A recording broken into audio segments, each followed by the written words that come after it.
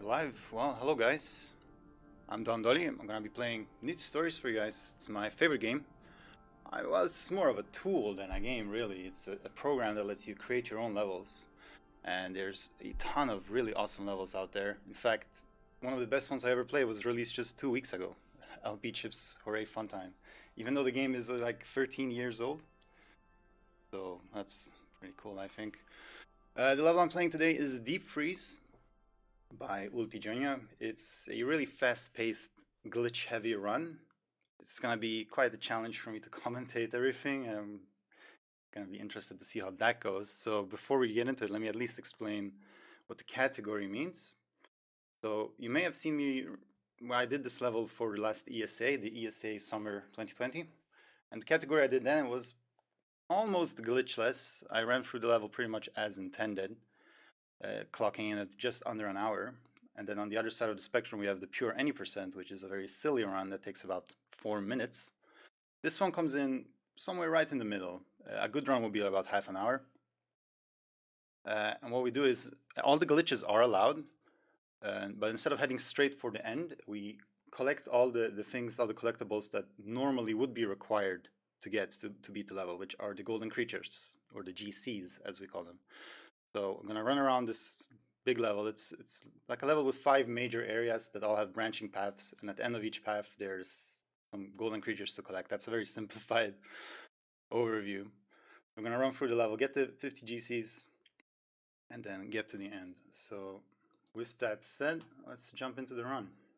Deep Freeze by Ultijonia. And there it is. So this level has a cool, unique gameplay mechanic, which are these delayed teleportation arrows. Let me just say immediately that the author painstakingly went through the whole level, putting death tiles into the walls all over the place. There's a few spots where we can abuse some things that he overlooked and some other glitches, but if you're wondering why I don't go into the wall all over the place or just go out of bounds everywhere, it's because in most places it wouldn't work. And I'm going to show you exactly how that works right here with the first arrow. So when I get to it, I press down to activate it. There's a little delay during which I can move. Then it teleports me, like you see, a set distance in the direction that it's pointing. And if that would be into a wall, then I would normally die. So at the start of the run here, we're heading towards this like intro tutorial area. Here I grab the umbrella power-up, which is a toggleable power-up. It makes me move a little bit slower, but it makes me float through the air, and like in vertical winds like this, I go upwards. So it's quite useful, but you want to use it as little as possible. So yeah, this area with like the cyan background is the intro tutorial area. I pointed out because we're going to be back here much later on, actually. It's quite a complex area. Because there exists like different versions of it, different universes depending on your progress in the level and whatnot. There's a post-game area or post-game version of this area that we're going to get to and reap the benefits of quite soon. So normal gameplay is about over. On the next screen, I'm doing a setup to position myself right where there is a little gap here. Now I'm out of bounds, doing a setup against this wall. This is a void screen, so this is what it looks like when screen doesn't have anything in it. This is taking me to that post-game area of the tutorial, which is why the game is like throwing power-ups at me. Here I'm gonna do another glitch with this warp here, like that. I activate it at a specific point with downwards momentum, which puts me through the floor and onto the ceiling above. There's no death tiles here because there's no teleportation arrows.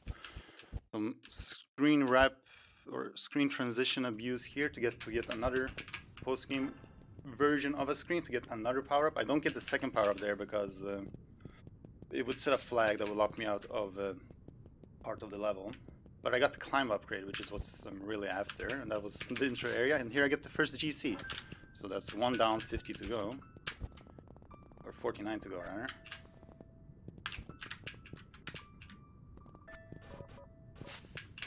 So yeah, having climbed this early is incredibly broken. It's supposed to be the very last upgrade that we get right before the end of the level. So being able to climb walls now, just 2 minutes in, it's going to break apart the entire level.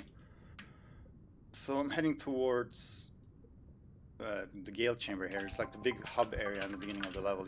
When you play this normally, you're supposed to spend quite a lot of time here, but we're kind of just passing through. I'm gonna grab this GC here because it's right on the way. Oh, needed to take out the umbrella. That's what devs look like.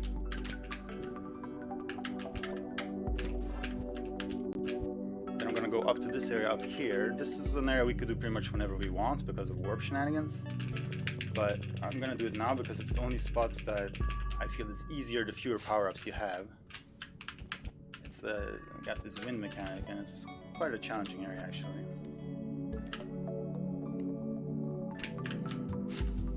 Yeah, from this tutorial we have climb and double jump early. Having double jump now is really nice because as I teleport into a wind, I immediately use my double jump, which accelerates me to full speed. Immediately instead of, you know, slowly. So that's quite neat, I think.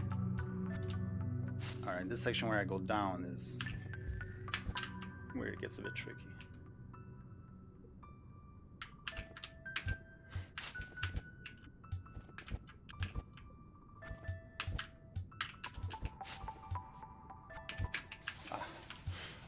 Now using my double jump. See, if I didn't have the double jump power up there, I would have been fine.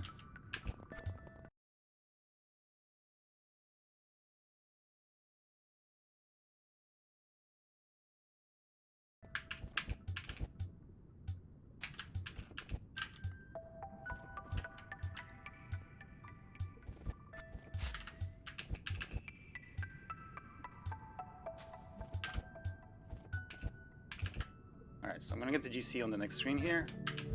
And now I'm gonna do a very important sequence break. So I'm heading towards a sort of post-game secret area.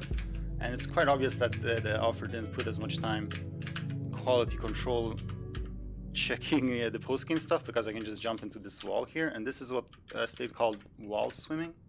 So when you're inside a solid wall, the game reverses your controls and slowly pushes you upwards in an attempt to put you back on solid ground. Since I have climb, I have full control of this, so I can go along the edge of the wall here.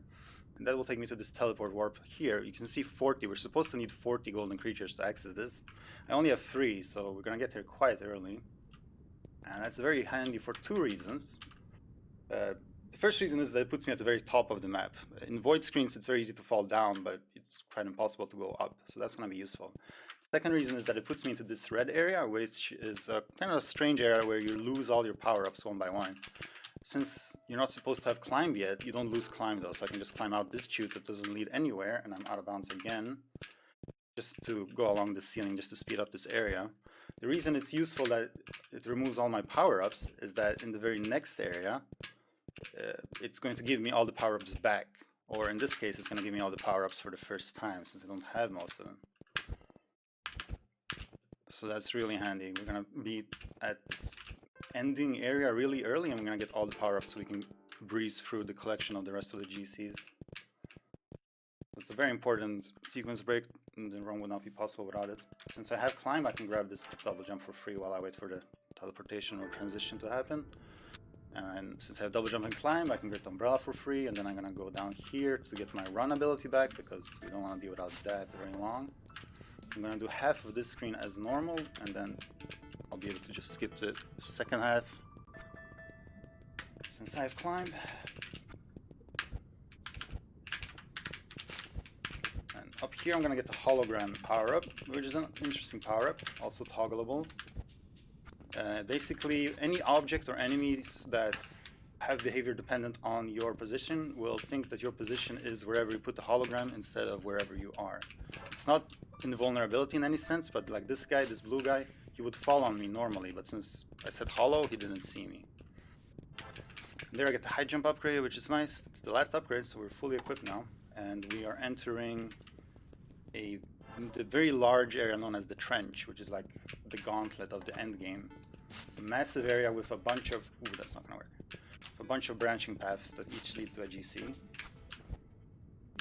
You spend a lot of like the end of the game.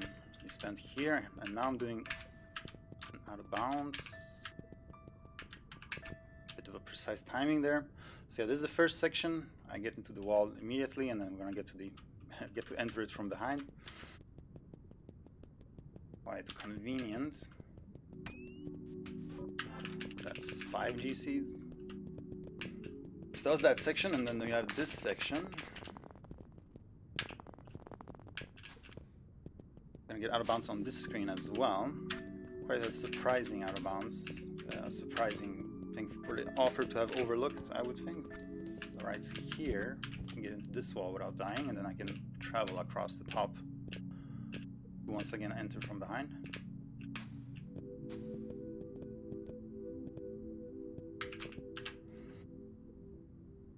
Through this wall swimming way. You can only go where there's actual graphics in the wall, because that's the only place where it's solid in this level. Get that guy, we need hollow to get him. There's a section above me, but we're not gonna go there. I'm gonna get that GC some other way. Instead we're gonna go this way, and we're gonna collect what's supposed to be the very last GC of the level. It's right before the block that requires you to have 50 GCs to pass, so that you can reach the very, very end of the level. It's a very large level. But we're not interested in the ending, we're just gonna grab this guy and then head back out. Now I'm on my way to the right side of the trench, where I'm going to perform another out of bounds. This one is quite different, it's very precise and a bit difficult. Luckily it's very easy to retry it. Okay, I got first try with a little setup there, that's quite handy. There we teleport into a death tile, but because of downwards momentum and post-teleportation iframe shenanigans, we have just enough of a window to get through. We're traveling on top of this log section here, we're not going to enter it, we're going to enter this screen, which is just further ahead of the section where I went out of bounds in the first place. A bit finicky to get inbounds here. And then we're going to do the rest of the section, well, not as normal, because even though this is very close to the end of the level, we're still not supposed to have climb. So like for here, for example, I just sit on top of that wall, and yeah, it simplifies and nullifies a lot of the puzzles. Though some things are pretty much as normal. It's a pretty tricky run to commentate, because a lot of you, I'm sure, have never even played this game, and so you're not familiar even with the most basic concepts, and this is quite a complicated level, and I'm doing a lot of glitches. So hopefully I'm not stuttering too much, and the run is enjoyable, even though you maybe don't understand exactly everything that's going on.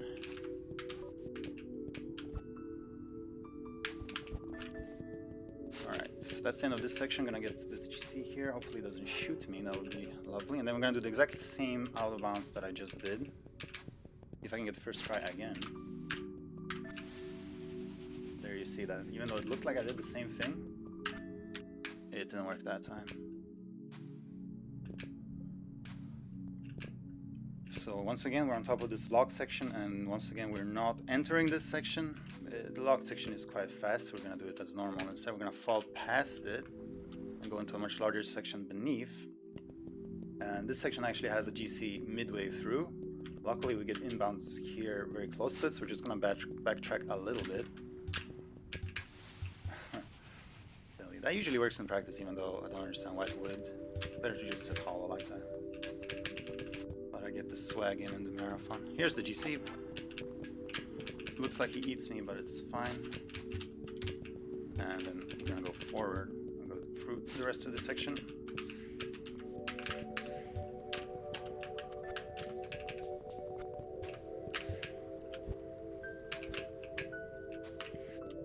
So this next screen has another like out of bounds skip. It's not really out of bounds, but it's through out of bounds. You can do this without the climb upgrade too, but it's much easier with it. I'm gonna activate this arrow and then just go to the top of the screen here. And since it doesn't put me in a...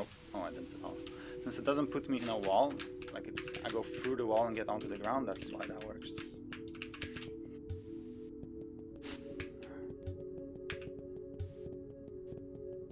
Alright, the screen is quite complicated.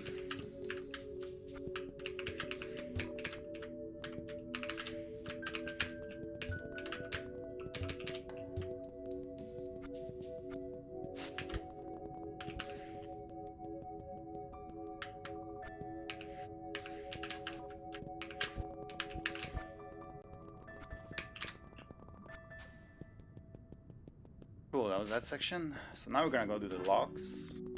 And then there's supposed to be one more section after the locks, but I'm not gonna do that one either. We're gonna get that GC some other way. And this lock puzzle is pretty cool because the locks, you need to get all the keys to open the locks, but the locks also act as your platforms. So you gotta like find the correct order of doing things.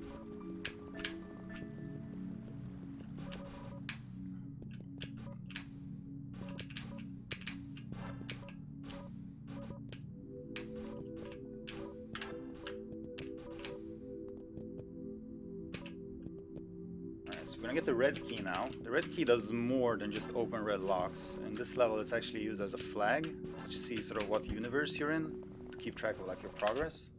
And the offer didn't anticipate you to get the red key and then backtrack all the way we came from. And if you do that, then you're gonna get to the side of a screen that you're not supposed to be on, the right side of the next screen. You're not supposed to be able to be there in that universe. So if I exit to the right, I'm in the void again. And that's why it was so important for the sequence break to put me at the very top of the map, because first of all, there's no other way to get to the top of the map. And then now that we're done with the top of the map, I can float down to wherever I want to go next. And where I want to go next is a very large area known as the Revolver. I'm going to go to the end of one of the major branches there.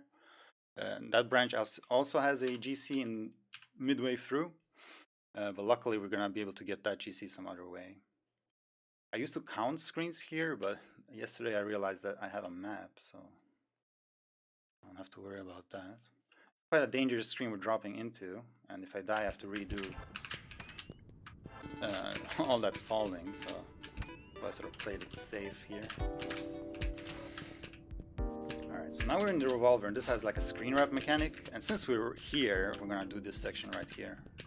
Just because it's exactly next to where it put us, so I'm gonna run through this part.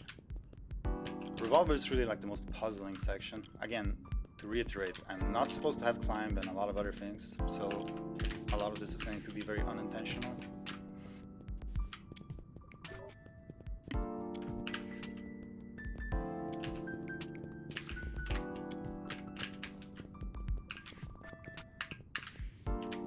This strat is just big brain. It's not using any glitches or anything. Whoops. Vanilla. Oh yeah, I didn't make it. So this is another skip. One screen skip that's very precise on the timing, but there we go. Alright, and now there's a lot left of the Revolver. There's a lot more sections, but we're not gonna bother doing that now. We're gonna come back here later. So we're heading out, and now we're back out sort of where we started in the Gale Chamber, this big hub area. And now that I have all the power-ups, we're gonna do a lot of cleanup and collect a bunch of GCs that I ignored earlier.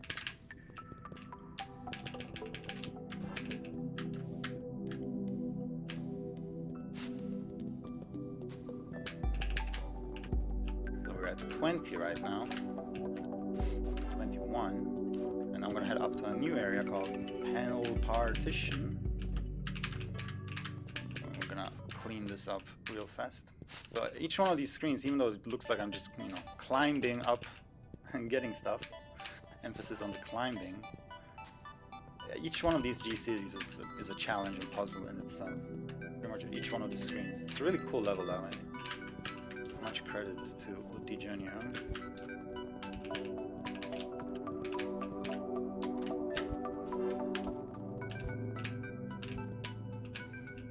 Over here and grab this guy. That's definitely not a toast.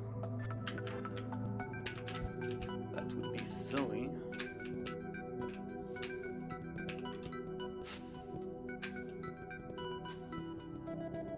This next section, there is a skip for it, but it's brand new and I haven't practiced it yet, so we're just gonna, well, first we're gonna do that apparently. Yeah, we're just gonna run through the slightly longer way.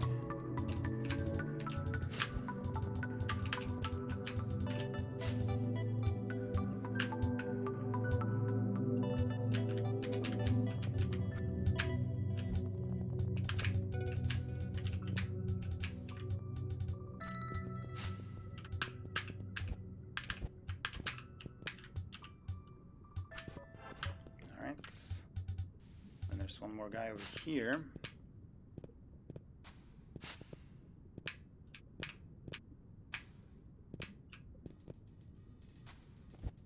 This guy's pretty dangerous if you give him enough time, but luckily we can reach him before he does anything. I can do this like warp zone. Okay, I'm not supposed to go under there, but sure. I'm gonna go get some GCs down here.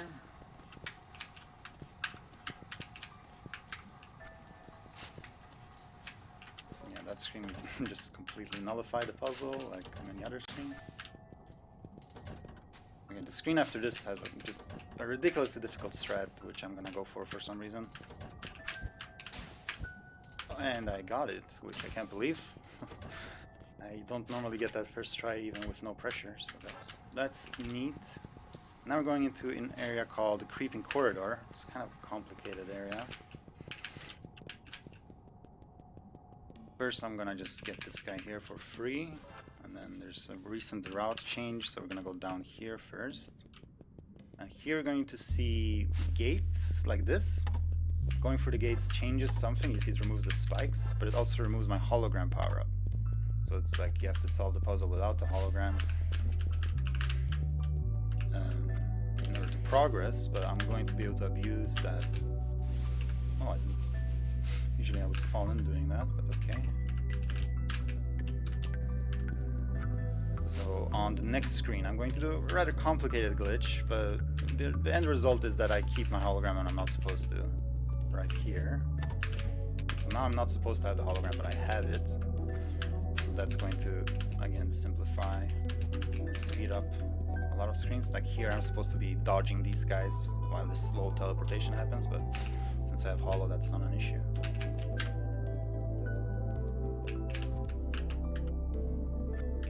Here I'm going to do a thing where I abuse the hitbox of the arrow. You see, I grab the arrow even though an enemy is on it. You're not supposed to be able to do that. I'm gonna be doing that a lot in this section. Basically by... yeah, this screen is normally very complicated, but not anymore. So yeah, basically the top of the hitbox of the arrows, like they protrude a little bit more than the enemies that guard them, so if you know what you're doing, you can grab it. Got a little bit of RNG right here. Okay, that's good. I'm gonna do up to this section. So here I'm gonna do the same thing with the arrow hitbox abuse. I didn't get it that time. There we go.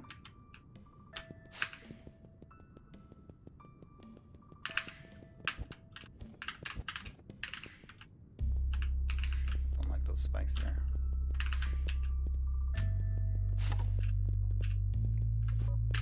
But some screens it's not worth going for, or it doesn't make much of a difference. Like this screen is unchanged since day one. This next screen though is much simpler because I can just jump up to this switch here and then grab this arrow before the enemy gets to it. And this screen has a cool strat.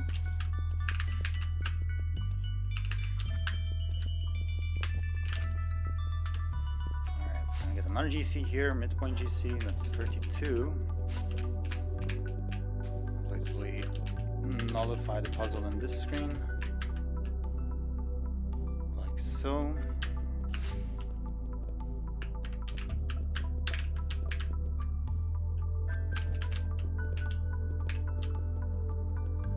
Alright, it's going quite well.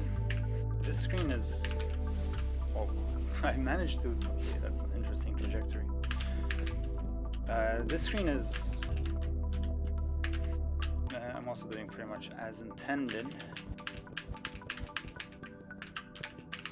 Give you a taste of the sort of puzzles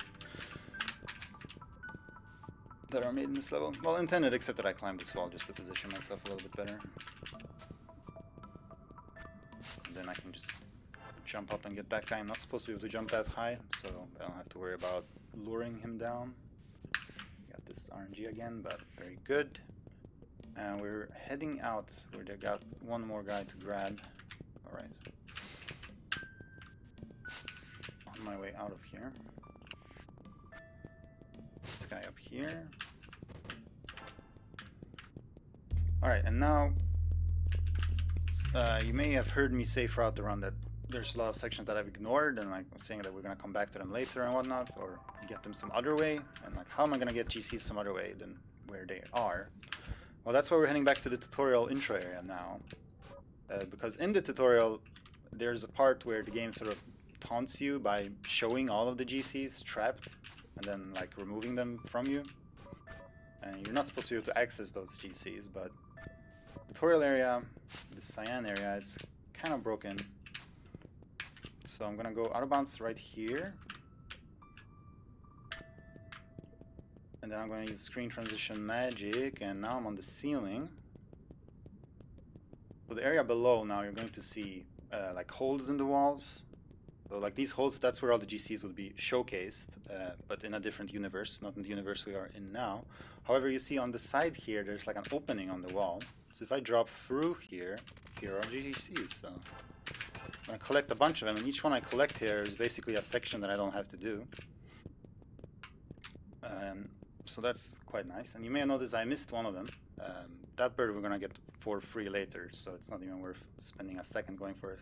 Now there's only one area left, and that's Revolver, and that happens to be right here. So just with the way things are localized on the map, we're able to jump into this area here. So this is quite a complicated section, probably the most puzzling section, maybe the hardest to follow and hardest to explain. It's gonna be a lot of manipulating enemy positions to hit switches. That's sort of the name of the game here. And even though I have some powers to simplify and skip certain parts of the puzzles, a lot of it I have to do normally. Cheeky little strat here, get past that guy. There are these like in between sections that look like this, and those tend to be much more broken with the power-ups I have. Alright, this screen is long. I'm gonna hit this button from beneath, which can be kind of wonky. Okay.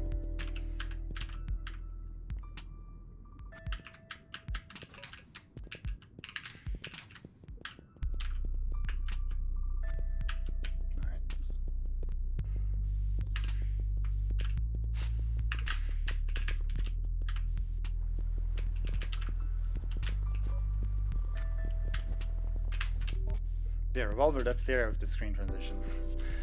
If you didn't notice. Screen warp, rather. Screen wrap, it's called, I think. Alright, so now... Oh, right, I gotta activate the water thing. So now I'm going into the screen with some GCs. This is quite a dangerous screen. I'm gonna try very fast threat, and I got them without them killing me. Very nice, very nice. That puts me back out here. The section I just did was going down on the screen. Now we're gonna go to the right and do this part. Got a lot of these. Did I not grab the arrow? Okay. This part, which got a lot of the these white spiky blocks.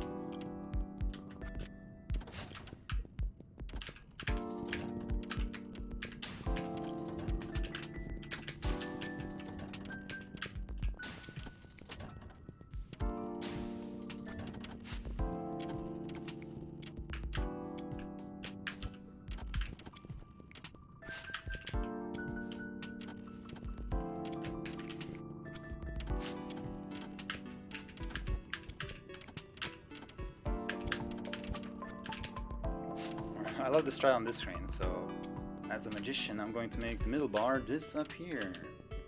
So the reason that works is because it had those orange tiles above it, and the button removes them, and the game basically just says remove stuff here.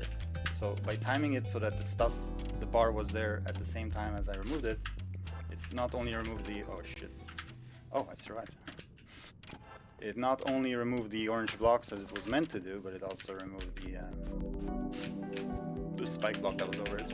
Now this part going up, even though we're going to do everything pretty much as not as intended, it's still quite a challenging area. Like the skips are not much easier than normal gameplay. Okay, it's awkward safe to start from. Okay, I'm going to a furl start like so.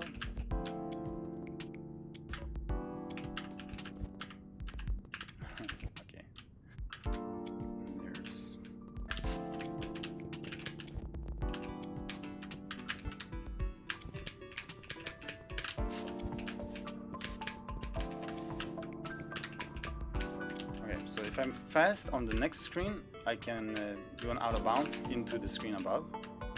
So that's what I'm going to want to do here. And here's the bird that we're going to get for free that I didn't get before. And this is quite a dangerous screen. Nice snipe. Let's do like that.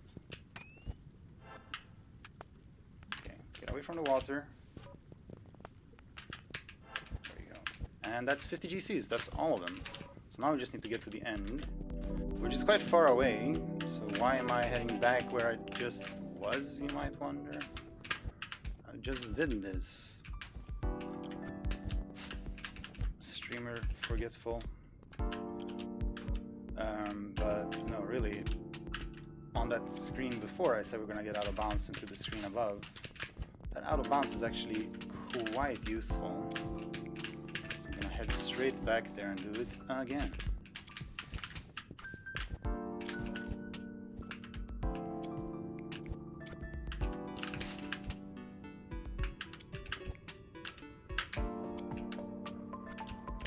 I'm gonna remain outside and then I'm gonna jump up here, and now we're in a very different looking area. And this area has got lights coming from the ceiling, indicating that we're getting close to the surface.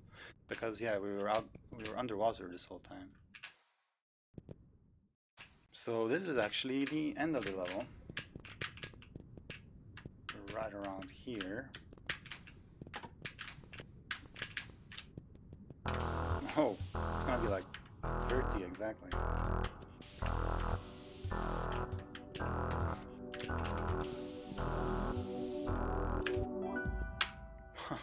30 minutes on the dot. That's actually quite a good run. It's like 15 seconds from world record or something. That went quite well.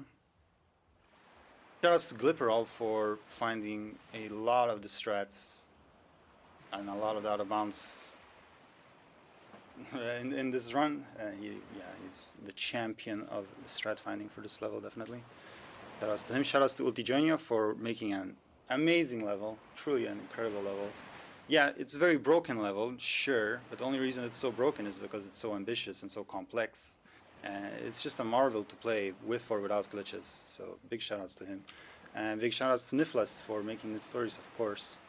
And let me give a shoutouts to my boys as well. Straight Flame, Helvetia, Talps, Shreeps, Katya, IX Marcel, Vegetal Gibber, Frangrip, Drakan, and Braj.